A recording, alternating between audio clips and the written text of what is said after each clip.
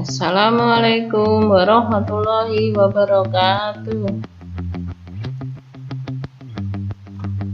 Anak-anak, sebelum memulai pelajaran, mari kita berdoa bersama-sama terlebih dahulu.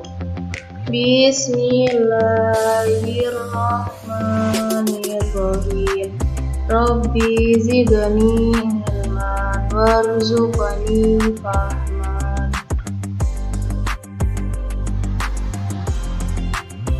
Tema 1.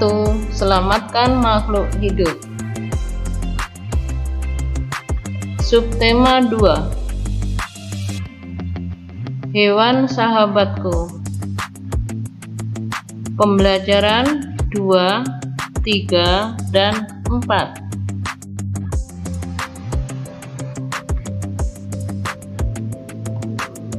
Anak-anak, ini ada teks bacaan, harus kamu perhatikan di sini. Mari kita baca bersama-sama. Santi sangat sedih. Ayahnya baru saja bercerita bahwa penduduk setempat mengeluhkan keberadaan peternakan ayamnya. Mereka tidak tahan dengan bau yang berasal dari peternakan ayamnya. Santi bingung. Peternakan ayam Santi adalah peternakan keluarga. Usaha dari peternakan dapat menghidupi keluarga dan membiayai sekolahnya. Santi memiliki peternakan ayam petelur. Secara teratur, ia mengirimkan telur ayamnya ke pasar untuk disimpan di salah satu toko di sana. Santi tidak mau peternakan ayamnya digusur. Ia akan berusaha agar penduduk mau menerima keberadaan peternakannya. Apapun yang terjadi, Santi akan membela keluarganya agar peternakannya tetap beroperasi. Nah, anak-anak, kalau kita perhatikan dari teks bacaan ini, Santi di sini mengalami atau mempunyai permasalahan. Ayo anak-anak, kita bantu permasalahan Santi ini. Mari kita cari solusinya.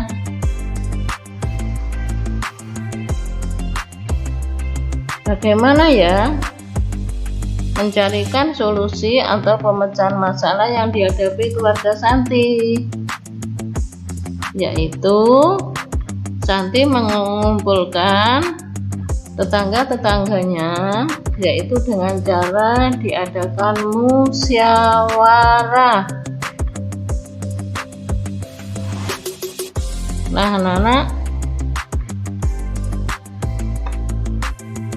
pelaksanaan musyawarah keluarga Santi dengan tetangganya ini termasuk penerapan yaitu sila keempat, yaitu kerakyatan yang dipimpin oleh hikmat kebijaksanaan dalam permusyawaratan perwakilan.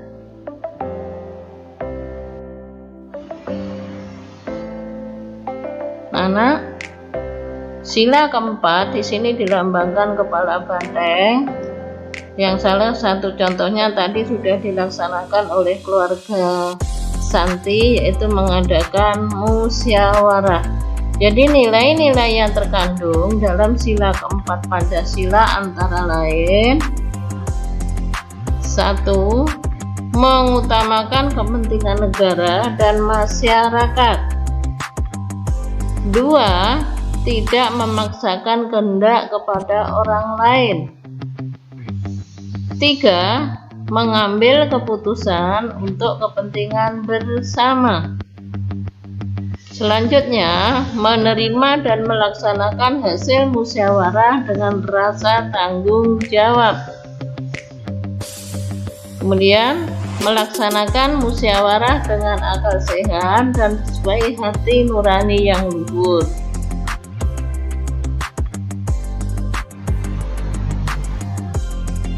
Sekarang, contoh pengamalan sila keempat Pancasila dalam kehidupan sehari-hari. Yang pertama, melakukan musyawarah untuk menentukan piket ronda malam. Contoh yang kedua, mengikuti pemilihan umum, misalnya pemilihan presiden atau yang lainnya. Yang ketiga, mengikuti pemilihan ketua kelas dengan tertib. Yang keempat, tidak memaksakan kehendak dalam musyawarah yang diikuti. Nah, anak-anak sudah paham? Kita lanjutkan. Ini gambar apa, anak-anak? Ini adalah celengan ayam. Nah, apakah kalian punya patung celengan berbentuk ayam? Nah, ini gambar celengan berbentuk ayam. Ini juga celengan berbentuk ayam yang ada di toko-toko atau di pasar-pasar. Nah, patung celengan ini terbuat dari tanah liat. Teknik-teknik pembuatan patung itu ada beberapa, ada 4 macam. Yang pertama adalah teknik membutsir, adalah teknik dengan cara memijit, menambah atau mengurangi bahan yang dibentuk. Teknik yang kedua adalah teknik mencetak, yaitu ada 2 macam cetakan, yaitu cetak tuang dan cetak tekan. Yang ketiga yaitu teknik memahat, adalah teknik mengurangi bahan dengan cara dipahat pada bahan yang digunakan. Yang keempat adalah teknik konstruksi, digunakan dengan cara menyusun atau membangun bahan. Nah, anak-anak, sekarang kamu perhatikan. Ayam adalah unggas yang biasa dipelihara orang untuk diambil telurnya. Memelihara ayam diharapkan dapat memberikan penghasilan dan memenuhi kebutuhan pemiliknya, seperti kebutuhan telur dan daging. Pernahkah kamu mengunjungi peternakan ayam? Nah, itu adalah gambar ayam dan telurnya. Ayam berkembang biak dengan cara bertelur atau disebut ovipar. Masih ingat dengan perkembangbiakan hewan?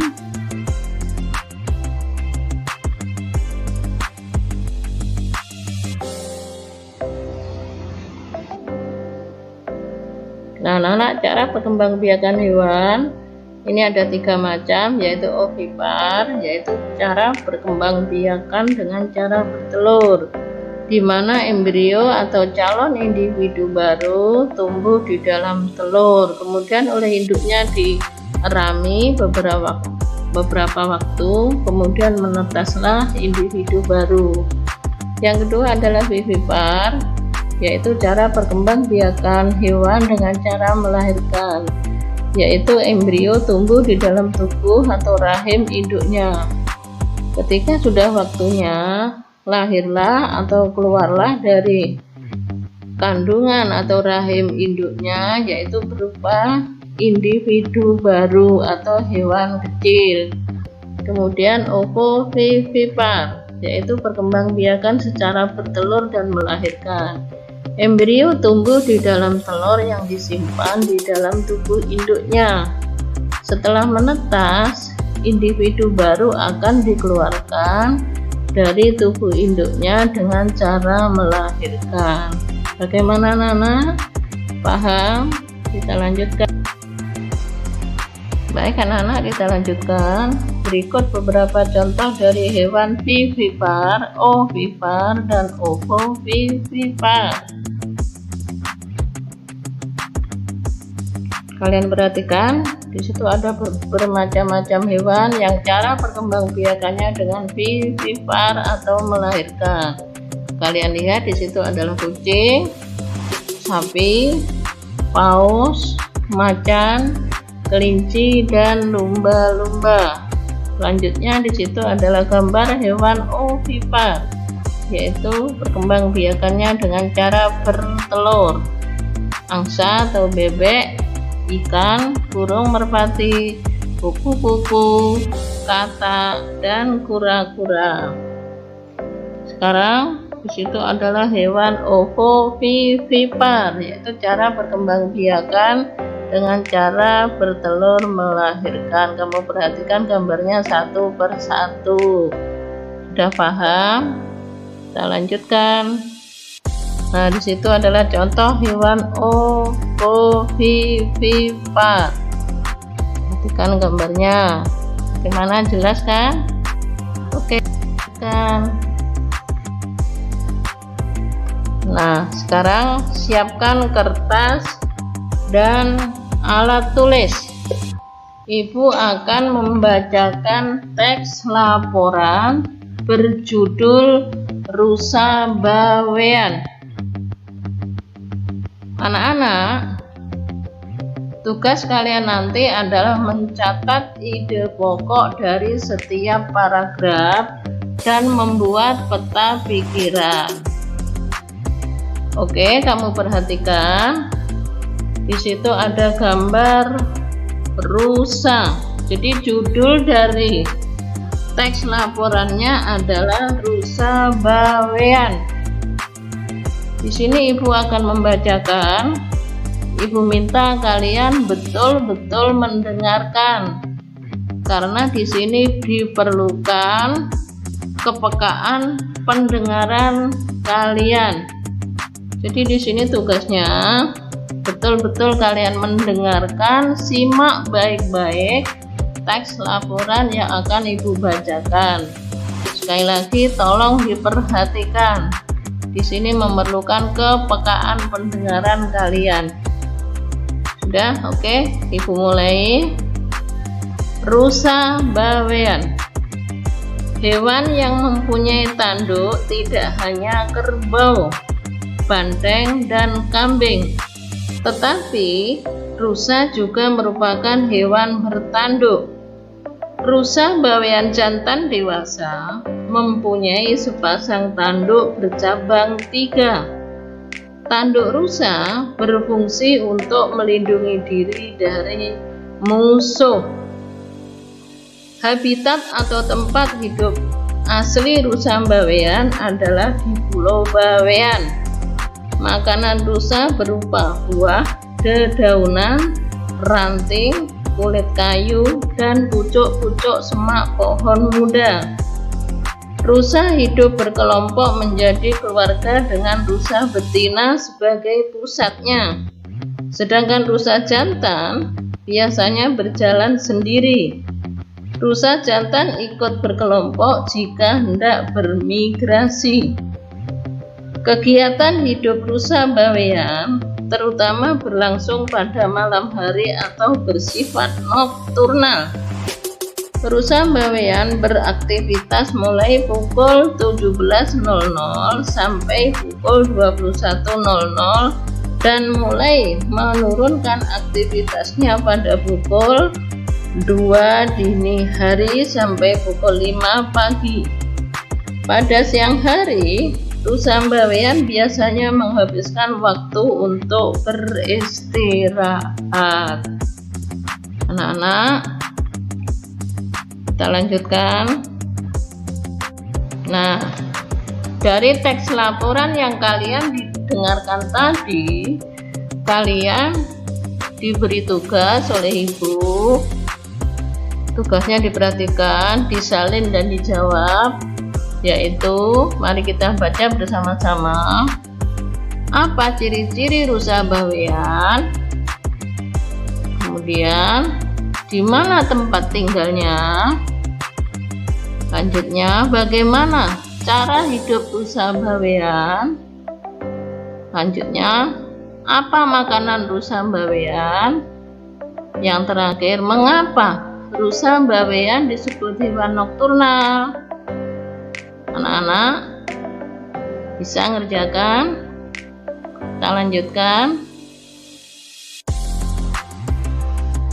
Tugas yang B adalah nomor 1, carilah gambar beberapa hewan. Ini kalian bisa mencari di koran atau majalah atau internet ataupun buku. Kemudian kelompokkan hewan tersebut sesuai cara perkembangbiakannya. Tempelkan pada sebuah kertas. Jangan lupa setiap kertas ada identitas siswa masing-masing. Minimal kalian harus mencari 3 gambar dari masing-masing jenis perkembangbiakan. Nah, kita lanjutkan. Contohnya ini anak-anak, kamu perhatikan. Jadi tugasnya adalah kalian mencari gambar-gambar, kamu kelompokkan, contohnya seperti ini. Yang masuk hewan ovipar, kamu tulis hewan ovipar, kamu taruh gambarnya, kamu tempelkan. Ini sudah ada 1, kamu tinggal mencari 2 gambar lagi yang hewan ovipar. Selanjutnya gambar ovovivipar juga begitu, juga gambar hewan vivipar. Bagaimana anak-anak? Selamat mengerjakan. Wassalamualaikum warahmatullahi wabarakatuh. Jangan lupa jaga jarak fisik tapi tidak putus silaturahmi.